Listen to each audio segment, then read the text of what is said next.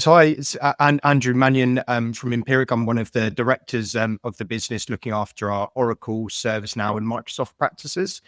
Empiric Insights is our video series where our team interviews high-performing experts for guidance and perspectives from different. We're focusing on the ServiceNow domain with Damien Davis. So thanks for taking the time to speak to us, Damien. I was hoping you could give us a brief introduction of yourself and your role within ServiceNow.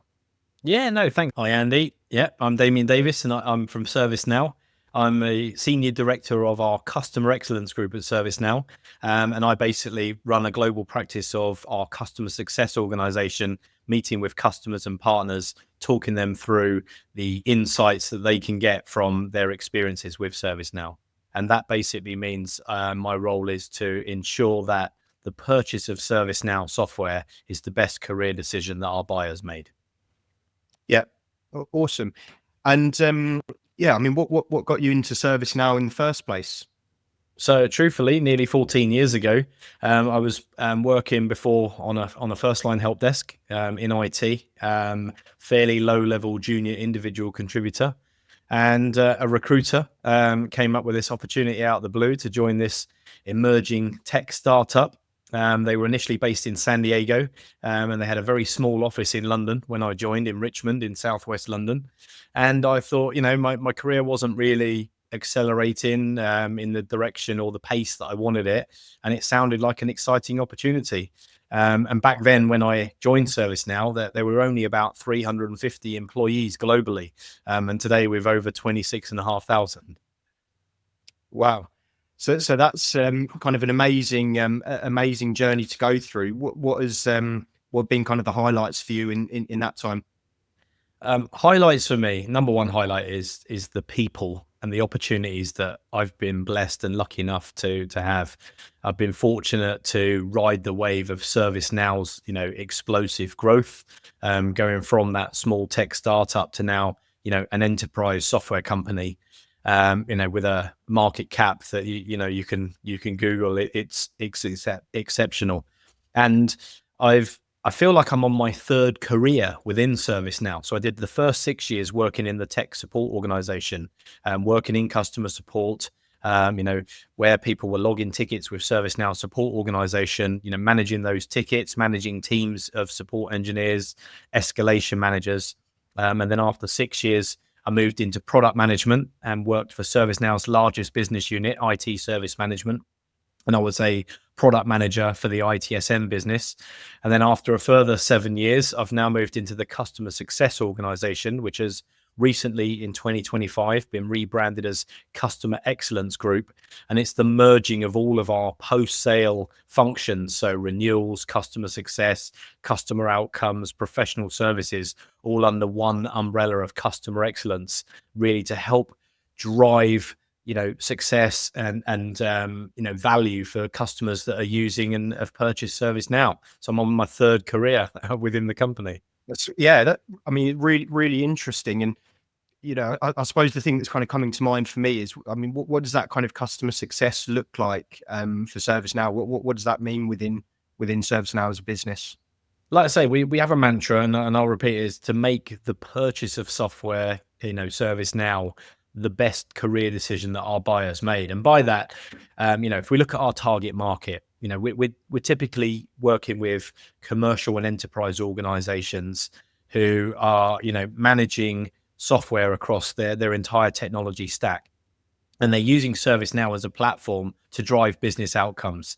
And, ServiceNow, like many of our competitors, it's licensed subscription software. So whether a customer is using, Microsoft, Oracle, Google, ServiceNow, whatever they're using, if they're paying a subscription license for that software, my job is to help them get value out of that subscription. So articulating the value of what the software does, what the business outcomes are that it drives, and obviously, helping customers understand often what they're licensed for that they're not even using. So I can go into a customer, have a conversation and say, did you know you could turn on this functionality today with no net additional cost to your business, but here's the additional value you'll get. When I could talk through use cases, with IT, it's things like improving agent productivity, in human resources, being able to improve employee satisfaction scores. In finance, being able to automate workflows that helps, from source to pay, go right through to, the end of the financial life cycle. So every corner of an organization can benefit from the use of ServiceNow, and it's my job to show them how. Yeah, awesome. And it sounds like you're really kind of customer focused with that, and obviously with your role as kind of customer excellence.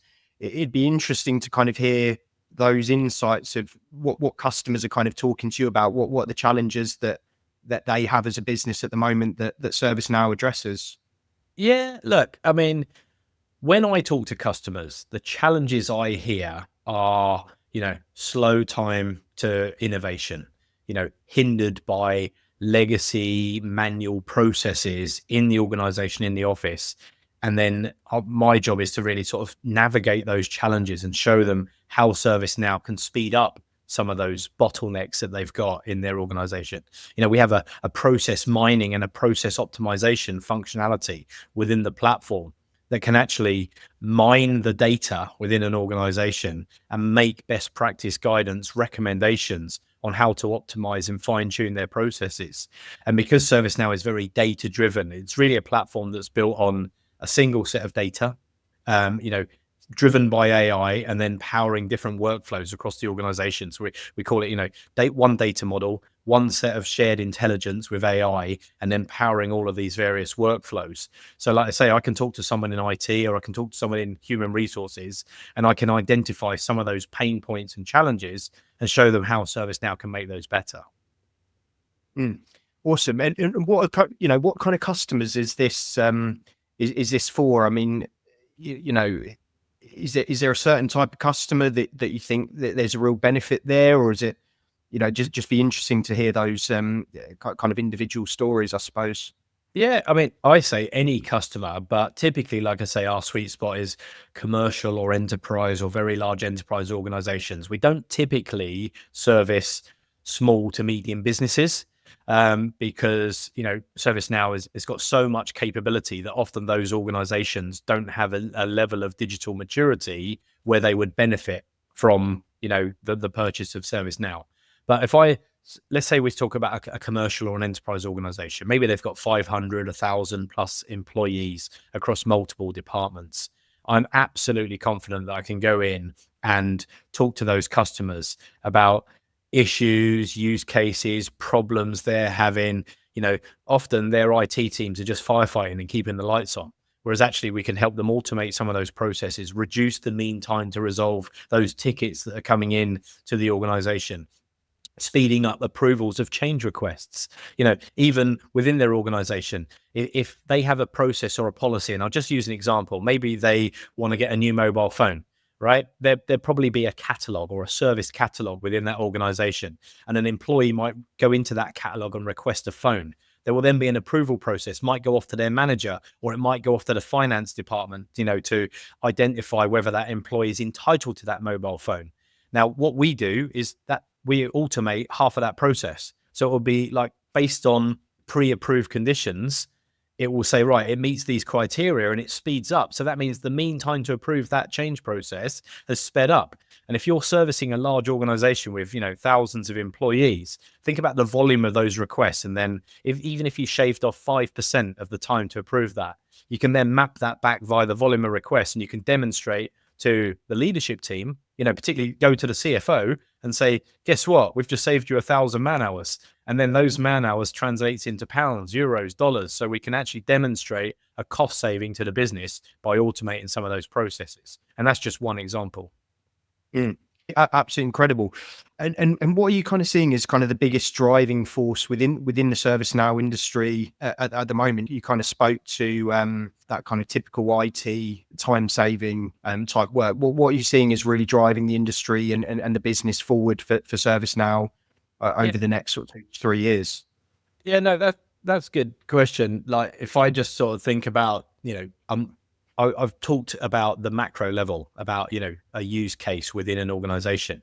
If we look at market trends, and I think about, who are we servicing? In the past week, I've talked to organizations in financial services, in public sector, in UK government, in pharmaceutical. So it doesn't matter what industry vertical, each of those organizations with a large workforce typically has the same or similar departments on the back end.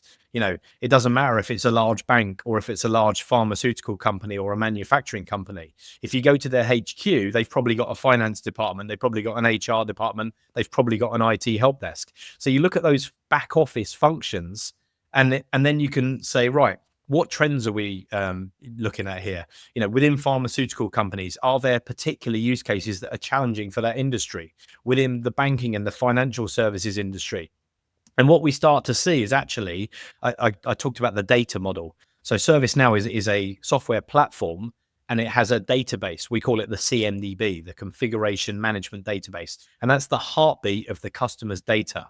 And we look at modeling that into a data model. And what we find is we can start seeing trends of use cases across industry verticals, and we can start building industry data models. And that means that our software now, we can actually tailor that towards an industry solution. So if we look at large telcos, for example, think about large telcos in the UK like BT, Vodafone, for example, we can start mapping some of those processes and workflows unique to the telco industry, and we can actually service that to them in a package and say, here is a telco industry-led solution that is actually tailored to their needs. Now, many of the back-end processes might also apply to a manufacturing organization, but some of the data behind that would be different. They wouldn't be talking about mobile phones or, SIM cards or cell towers. They might be talking about, conveyor belts or factory equipment. So we can optimize and fine-tune that data model to serve different industry verticals. Yeah, awesome.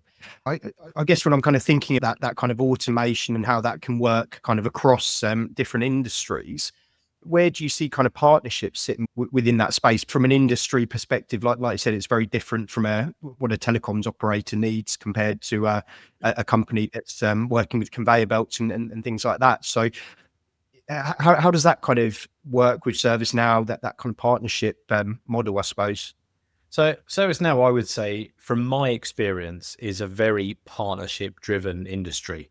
We're a software vendor. We're not a consultancy firm. We're not an Accenture or a Deloitte or an EY or a KPMG that are very focused on consulting. Now, we have a success package that we call Impact, and it's a combination of a digital product within the ServiceNow platform and human-led expertise. So we can provide success resources like a success architect, a platform architect, for example. But ultimately, we're a software vendor. So we rely on the partnerships of many ServiceNow partners to deliver those professional services. And by that, I'm talking about strategic advisory consulting. I'm talking about literally physically hands-on keyboards, deploying, implementing, and configuring the ServiceNow platform to deliver those business outcomes. So partnerships are very strong for us. We have a very strong channel and partner organization. And I work with many of our partners on a daily basis, understanding what their needs are. What do they need from ServiceNow to drive their own business? And if I think about ServiceNow as a platform and our Impact product, which, like I say, is our success package, it's actually the marketplace for our partners to build their own offerings, because that Impact solution drives data from the customer's, instance of ServiceNow. And because that's very data driven, it means all of the telemetry, all of the usage data is there within the Impact solution. And that can then be used to build prescriptive guidance on what the customer should be doing to get the most out of their investment. Yeah, great. And from a kind of technology perspective and a sort of talent perspective, how do you see that evolving within ServiceNow? Like you mentioned, kind of an incredible journey that you've been on from a kind of a small startup business in the UK to the kind of global, organization that it is today. How is that going to look in the future for ServiceNow? Well, funnily enough, here we are in early 2025, and we've just made some massive announcements around learning and development and training. And our Rise Up program was launched a couple of years ago with the philosophy of getting 1 million people skilled and enabled on the ServiceNow platform. Because as a result of our explosive growth, we're actually finding a talent shortage in the marketplace. So recruiters were having a field day trying to place, software engineers, sysadmins, developers. And what we've done as an organization is we've invested heavily in learning and development. So we've recently made all of our on-demand training free. So anyone can go to the Now Learning portal, and they can find career maps and journeys. They can literally take a few sort of tests, and it will identify whether they should go down a system administrator route or a developer route, or a platform engineer route, for example. And there are many different technical career paths that someone wanting to get into the ServiceNow ecosystem can do. And they can literally take the basic fundamental training completely free. And then obviously, if they want to, they can then become certified in the same way that we see certifications for many other software vendors like SAP, like Microsoft. So you can become a certified ServiceNow system administrator. And by having that certification, it provides a level of credibility within the ecosystem, and actually that drives opportunities. So, from a recruitment and a talent and a learning, perspective, it's actually increasing the number of skilled and talented people in the ecosystem. And this kind of Rise Up initiative, what kind of individuals is this kind of targeted towards? Do you have to go to university? Do you need a degree in computer science? What does that kind of look like? So that doesn't hinder you having one of those, but it's also not essential. So, quite boldly and candidly, I'll say that anybody can start their journey in the ServiceNow ecosystem. It doesn't matter if you work in McDonald's, and I don't say that derogatory. It doesn't matter what background you come from. By the way, I also worked in McDonald's in the early part of my career. So I flipped burgers, and I didn't go to university. And anybody, regardless of their background, even if they don't have a computer science or computer engineering background, the way that the Now Learning portal is designed is it can identify, it's a bit like doing an IQ test in a way. Like, it sort of locks into what area of your brain are you most likely to benefit in the ServiceNow ecosystem. And like I say, a developer who's doing coding, using JavaScript, using, some of those coding languages, they might be going down a very different path to a system administrator who's all about a UI and a user experience and making sure that the front end of ServiceNow is driving business value for their organization. And again, graphic designers, people who are configuring the ServiceNow portal to look good on a desktop or look good on a mobile phone, delivering a great brand experience to their organization. So yeah, I know I've waffled a bit, but the whole ecosystem of ServiceNow, there are many different career opportunities. You don't need to have a computer science background. And actually, you can go through various levels. It's almost like a job grade. You can be an associate sysadmin, then you can be a qualified sysadmin, then a senior sysadmin, as an example. So there are different gradings and different certifications. And I guess the nirvana really is being a certified master architect. And that's literally like, the gold standard of ServiceNow technical and strategic knowledge. If you come across anyone that's got a CMA, a certified master architect qualification, then they are probably technical. They understand the business, they understand the platform, they understand all of the architecture of how ServiceNow integrates with other systems, and they can provide strategic and technical governance and advice. So yeah, that's really the gold standard of the learning and the growth. Yeah, great. How does that? Because when I look at ServiceNow and kind of I know you had a sales kickoff fairly recently where there's a lot of focus on kind of agentic AI and kind of using AI to kind of automate processes. So I'm just kind of wondering how that kind of fits in with this kind of job creation kind of methodology that you've spoken to as well, right? How is that kind of viewed internally at, within ServiceNow? Is this kind of AI boom that we're seeing, and obviously a big trend, big buzzword at the moment, is that going to kind of impact the number of jobs within within the ServiceNow ecosystem in a negative way? Do you feel? Or so the way I view AI in the marketplace is not negatively. I don't see it as taking away jobs. And if we look back at the financial services industry, you're probably too young, Andy, to remember when ATMs were first installed into banks, right? But these days you can just go up to an ATM, put your card in, get some cash out. That wasn't always the case. Years ago, you'd have to go into the bank and you'd have to show some identification to talk to a human being and get some cash out.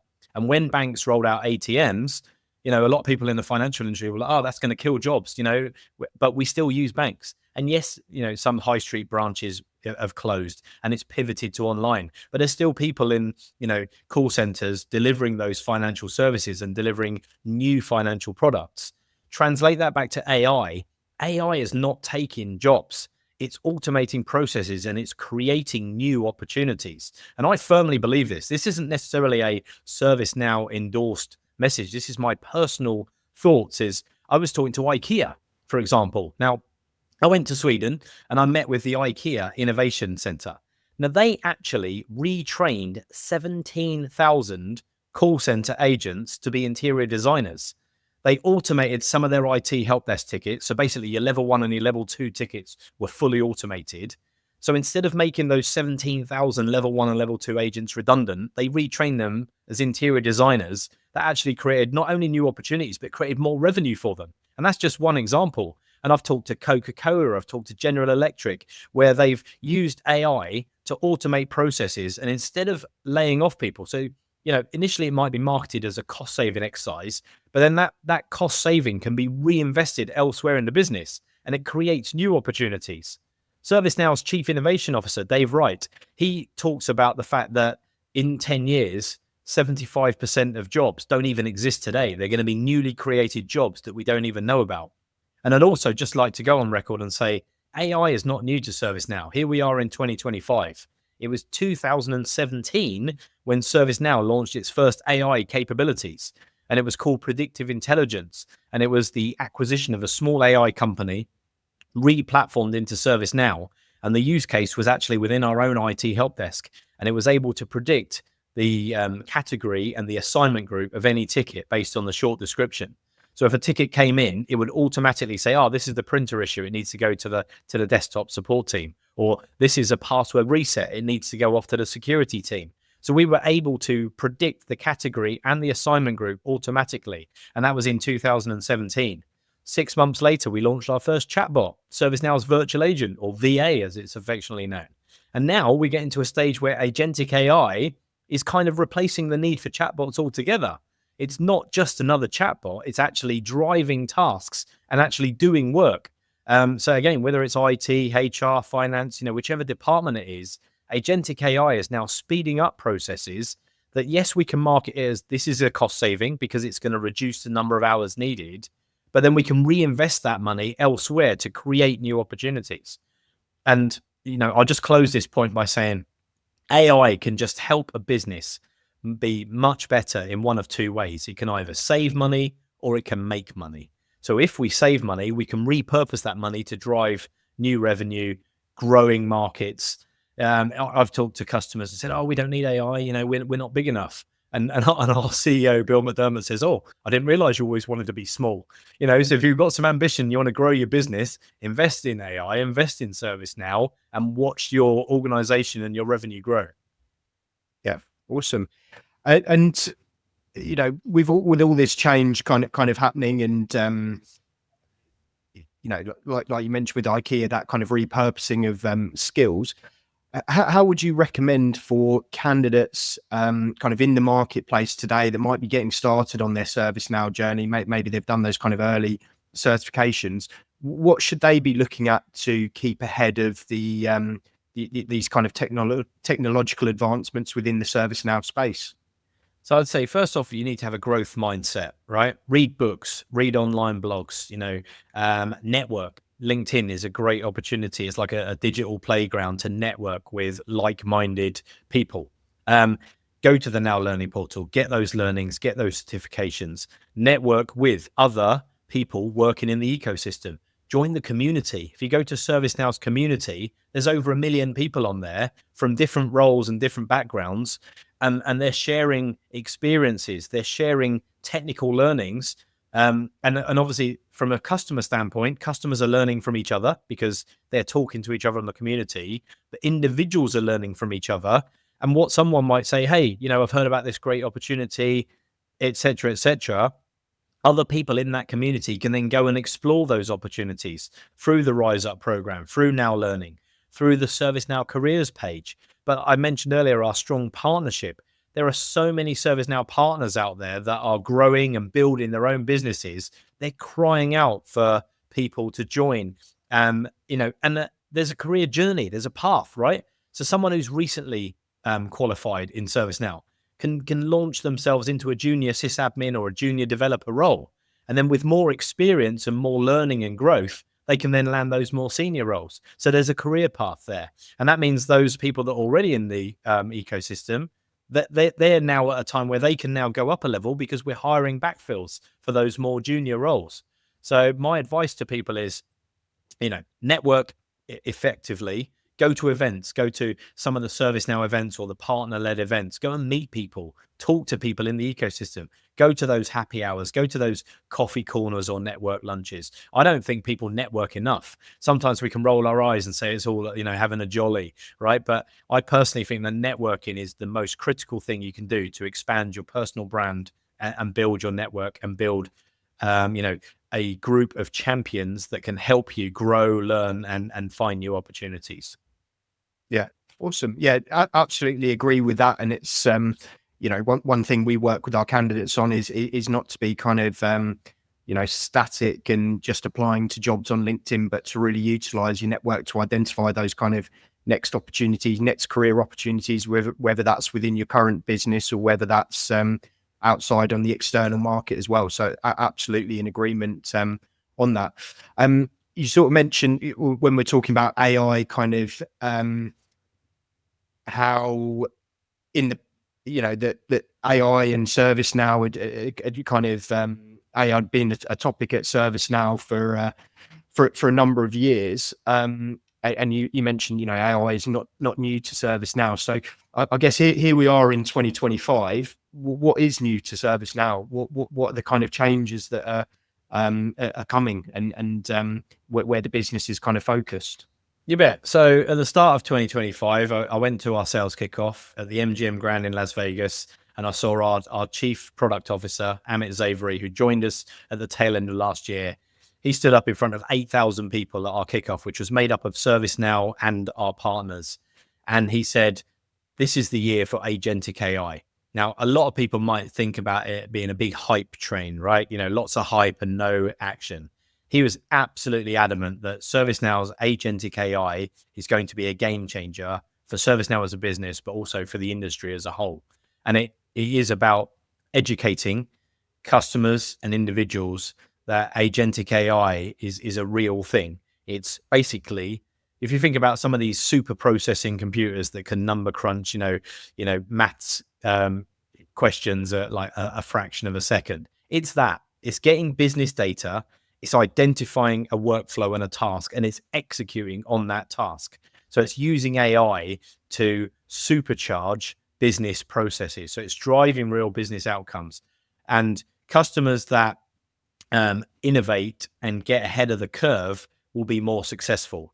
And I can go back 5 years and look at the start of the pandemic in 2020. And if we look at some large retail organizations, now you and I, obviously, we're in the UK, so we'll be familiar with, unfortunately, the sad demise of Debenhams as an organization. Now, Debenhams was, it was like the cornerstone of the high street, right? My wife used to love shopping in Debenhams. Now, they went out of business during COVID because they didn't pivot and digitally, transform their business. And actually, when everyone was suddenly locked down and doing online shopping, Debenhams wasn't scaled already. And of course, then we saw on the counter side of that, Amazon just went through the roof. It was already a colossal giant, but because they were scaled and ready with a digital first business, they were able to be hugely successful. Now, we don't know when the next pandemic or the next big thing is coming. We've seen the Ukraine war, we've seen the crisis in the Middle East. None of us has a crystal ball, but something is going to come along and it's going to transform the way business is done. It will happen. We can look back through algorithms of stuff over the last 100 years. We had World War I, World War II. There's always going to be something. Hopefully, nothing too bad in the next few years. I think we're all well done with COVID, right? But Yeah. business needs to adapt.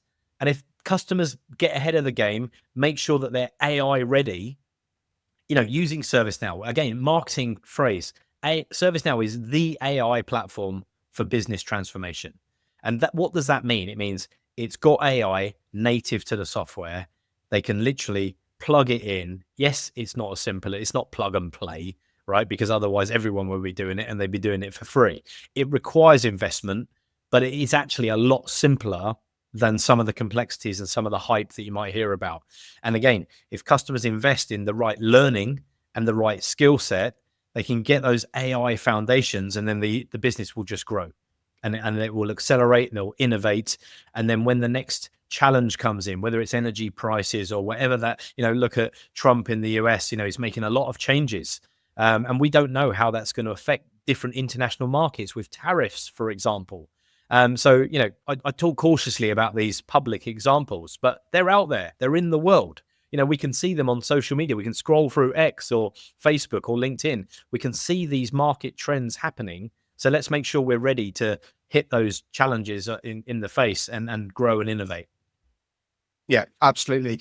Yeah, no, look, I think, working at a recruitment business, there's a huge wealth of opportunities that we see within our own business for applications for AI, and it's just figuring out what's going to work for your business. But I think, every business wants to be more efficient, and kind of using that IKEA example of how can you retrain and redeploy your resources to get the result, which I think obviously ties in very well to what ServiceNow is driving. So, yeah, really appreciate you sharing those examples with us.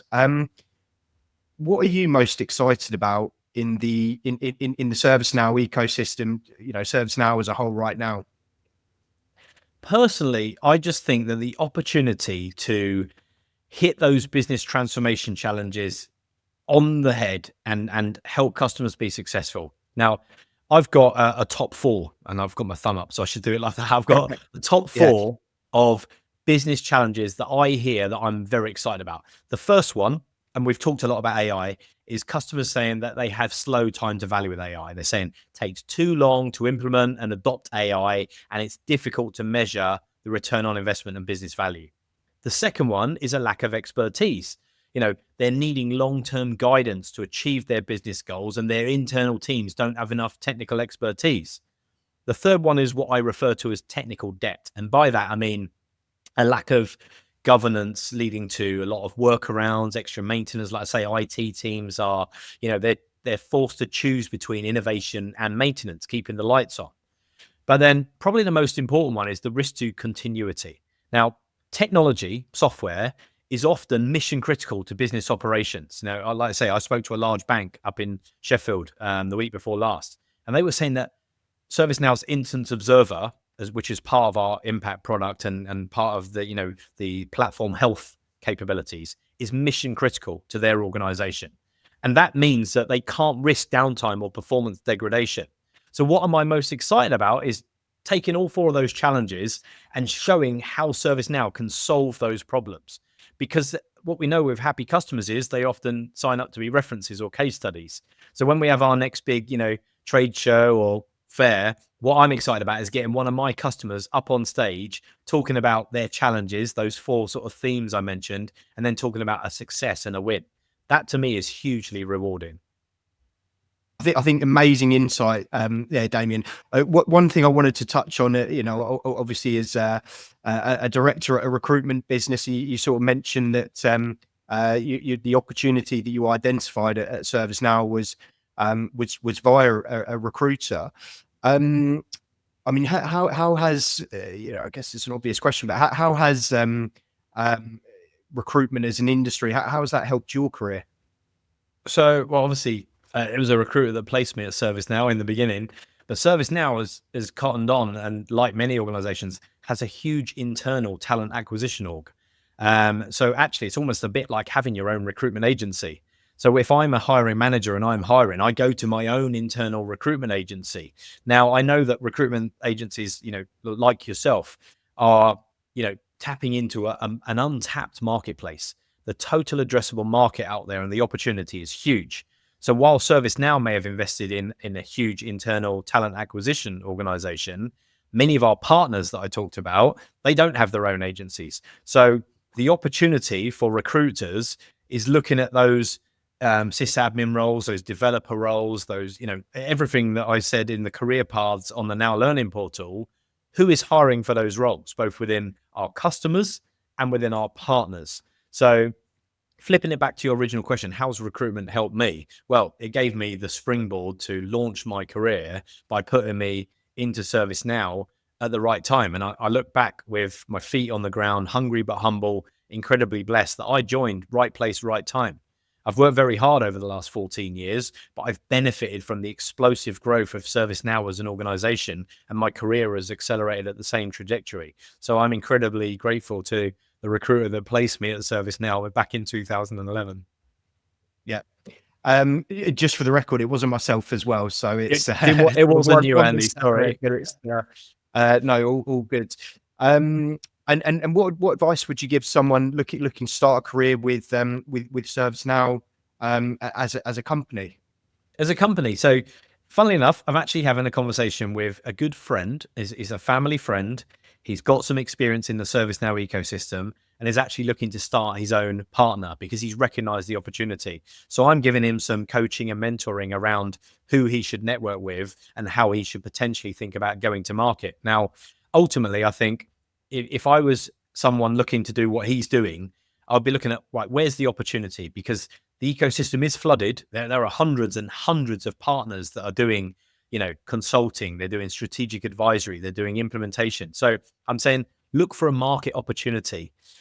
Don't try and boil the ocean. Don't try and be, a jack of all trades. Find something you want to be famous for. Find a specialist niche in the market and then go after it and execute exceptionally well. Now, there are some small ServiceNow partners that I'm very fond of and love working with who've done exactly that. There's one that literally focuses on ServiceNow's HRSD capabilities. So our human resources service delivery package within the entire platform, they just do that, but they do it exceptionally well.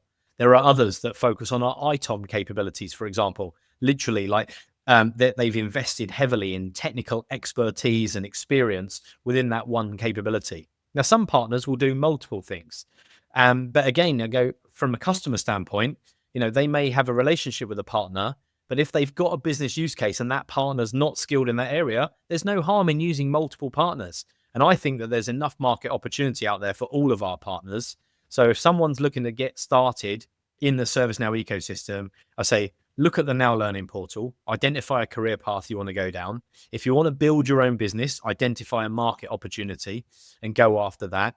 And if you want to join the rocket ship and want to come and join ServiceNow, well, we had over 1.5 million applicants to join ServiceNow last year. And okay, we've got 26,000 employees and we're probably going to add another 4,000 or 5,000 this year, right? But with 1 million applicants into 4,000 roles, the chances of success now are a lot less. So personally, as someone that didn't go to university and doesn't come from a ServiceNow background, I feel very lucky I got into the company when I did. But, we're taking the creme de la creme, the best of the best. So whether you're an individual or a recruiter looking to place someone, just know that, the opportunity to get into ServiceNow is big. It's very popular, but, it's very highly competitive. Yeah, absolutely.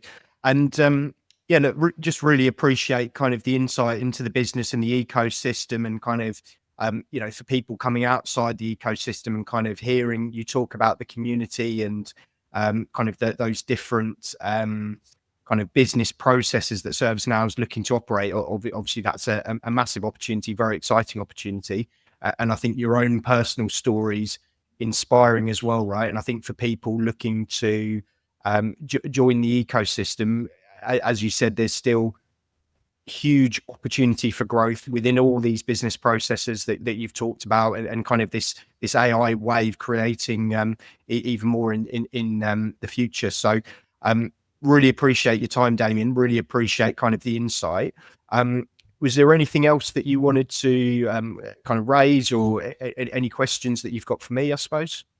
No, I mean, it's been a great chat. Thank you for, taking the time to ask me about my own experiences. Like I say, just a quick recap from me is I've been working at ServiceNow as an organization, and obviously my entire time in the ecosystem has been as a ServiceNow employee. So I don't have the experience of being a ServiceNow customer or a ServiceNow partner. I'm blessed to work with some people that have all three. Some of my colleagues have been a customer, they've been a partner, so they can actually use their real world experiences to drive even more value for people that they're talking to. So my experience, while I may have a long tenure within the organization, is limited to my time as a ServiceNow employee. So I just want to go on record and say I am very blessed and grateful and humbled that I've been lucky enough to work with some amazing people over the last 14 years. And that's a combination of my employees across different teams within ServiceNow, the many customers that I've had the privilege to go and work with and visit, and of course our huge partner network as well. So yeah, thanks Andy for having me, on the podcast, and for allowing me to, share some of my experiences and my own learnings. And I am far from the finished article. While I may have been here 14 years, I think I've got another 10 left before I can even begin to classify myself as anywhere near a ServiceNow expert. Absolutely. No, really appreciate your time, Damien. I think for anyone that's in the industry within the UK, your name would be familiar, very, very networked person in the UK. And when we were kind of thinking about who do we want on the podcast to talk about ServiceNow, I think the first name was Idris Elba. The second name is sort of Damien Davis. So really Does that mean I'm appreciate in the lineup to be the next James Bond? I don't think I've got my haircut for it. Yeah. One thing I will say, Andy, is like you said, like I touched on it earlier, but one point I would love to make is whether you're in ServiceNow or not, whatever your role is, whatever your level of seniority is, whether you're a senior leader, an executive, or a junior person starting your career, I cannot emphasize enough the importance of networking. And by that, I mean, LinkedIn is a great digital platform to utilize and build your own personal brand. And I'm not in marketing, but what I'm told by our marketing leaders is that marketing is what we want to portray ourselves as, and how we market ourselves, how we market our company, our products, our solutions. So from an individual standpoint, I've marketed myself to build a personal brand. And the brand is what other people say about you when you're not in the room. So I've made an effort to market myself in a way that my brand is reflected in. You said, very kindly, I'm being compared to Idris Elba with who do you want to get on the podcast? But I feel very flattered at that comment, because I've invested heavily in my personal brand, and I encourage everyone to do the same. Whether that's posting on LinkedIn, you only need to post a couple of times a week, 1 or 2 times, but make sure whatever you're posting about is meaningful, because otherwise people will just scroll through it. If they actually like to stop and read your content and engage with it and actually comment or reshare, if it's meaningful content, that could be a piece of wisdom, a piece of advice. It could be, oh, I saw this article. This is a great bit of an article that my network would love to read. So sharing of information in the same way we text our mates, hey, have you seen the football scores? Or, have you seen the news? Or, on Ukraine. Same for the industry. If you see an article or a blog post within LinkedIn that you think is going to be interesting to people in your network, share it. Or even better still, share your own insights from it. Oh, I read this article, here's what I took away. Because that then establishes you more as a thought leader, and you start to build your presence as, an industry leader, a thought leader, and your personal brand then carries a level of integrity. And guess what? Then you get invited onto podcasts with Andy Mannion. Beautiful. Well, we'll leave it on that bombshell. Really appreciate the time again, Damien, and I'm sure we'll be in touch, and really excited to see where the impact initiative goes in 2025 and beyond, and where ServiceNow as a business goes in 2025 and beyond as well. Appreciate the time. Thanks. Thanks, Andy.